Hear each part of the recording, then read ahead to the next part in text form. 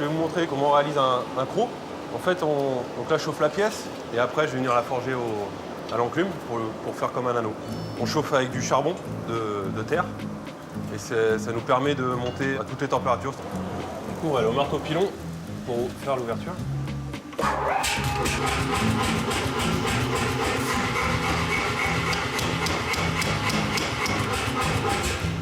Maintenant que la pièce est ouverte, en fait, le but c'est de faire un beau rond avec des parties rondes tout le tour en fait. Cette étape-là, on n'a pas le choix, on est obligé de la faire au marteau à l'enclume. Il n'y a pas trop d'autres possibilités, quoi. Donc c'est un peu la partie la plus longue et la plus fatigante.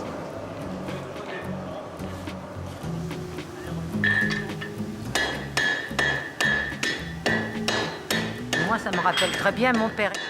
Ayant été forgeron toute sa carrière, j'ai connu la forge et le travail du fer. C'est un travail très dur. Déjà, il y a la chaleur. Je pense que le monsieur doit avoir très chaud et c'est physique, c'est très physique. On le voit qu'il fait des allers-retours d'ailleurs et qu'il revient avec son ouvrage. Maintenant, c'est très, très intéressant à voir. Quand on me demande souvent ce qui a évolué, en fait, le gros changement majeur, c'est l'énergie. On est passé à l'électricité, c'est-à-dire qu'on a des marteaux pilons plus puissants, plus précis.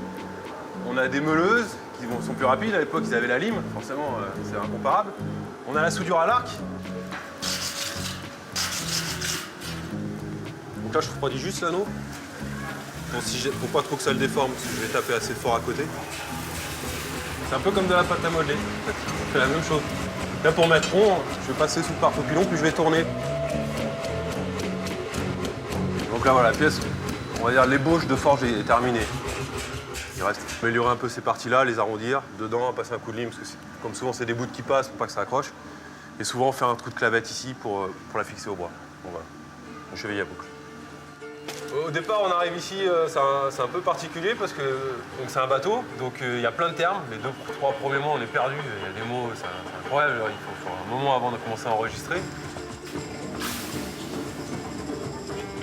Nous, d'habitude, tout ce qu'on fabrique, c'est des éléments fixes, quoi. Par un portail qu'on ouvre et qu'on ferme, voilà, tout le reste, c'est fixe, ça bouge pas.